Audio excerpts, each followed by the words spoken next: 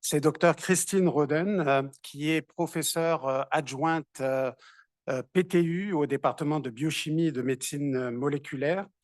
Dr Roden a fait ses études postdoctorales à l'université de Caroline du Nord à Chapel Hill et plus récemment à l'université Duke.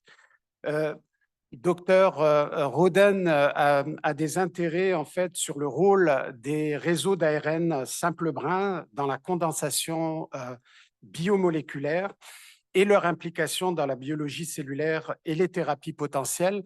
Et en fait, elle a utilisé comme modèle le virus du SARS-CoV-2, donc le virus de la COVID. Et je l'invite donc à venir nous faire part de ses recherches, encore une fois en 180 secondes. Christine?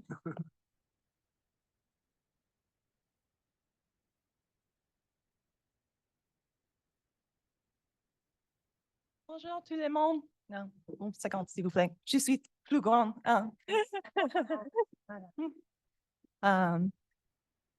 J'étudie français ici, and I only have 180 seconds, so I can speak more rapidly in English.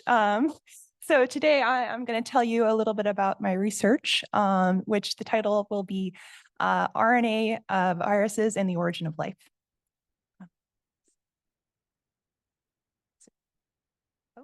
Okay, suivant. So you may remember the central dogma of biology that information flows from DNA to RNA to protein. But what you may not have learned in school is that RNA is actually the best biological polymer. That is because, like DNA, it can store information. And like protein, it can fold into complex structures. And also, it can even perform catalytic functions.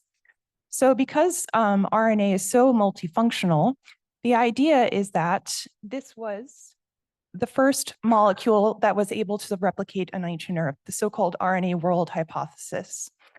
The idea is that RNA was generated abiotically about a couple of billion years ago. And this RNA was able to self-replicate and even template the production of protein. So the first protein to ever exist on Earth was probably an RNA binding protein. Now, eventually, we, of course, switched to DNA as a polymer to store information, but this method of replication is preserved and highly relevant in RNA viruses. So RNA viruses store information in RNA rather than DNA. And because of this, they have to replicate their RNA using an enzyme called an RNA-dependent RNA polymerase. So these proteins are ancient, on the order of billions of years old. And RNA viruses have a unique replication strategy compared to us, which may provide a therapeutic target. So as I mentioned, RNA-dependent RNA polymerases use RNA to make new RNA. And the oldest of these enzymes are found in plus-strand RNA viruses. So these are have been continuously replicating for billions of years. So the model system I use or plan to use in my lab will be plus-strand RNA viruses. So these viruses have a unique replication strategy compared to us, where they take template RNA and they make new copies of their genome from that. So this poses a number of problems for the virus that we simply don't have because we use DNA to store information.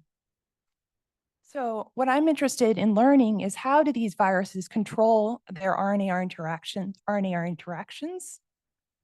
How do they switch between translation and replication?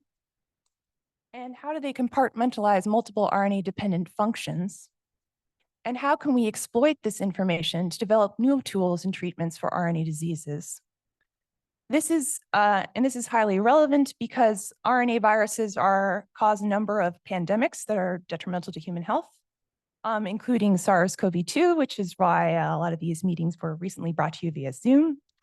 So it's my hope to continue using RNA viruses as a model system in the wonderful department. And thank you very much for your attention.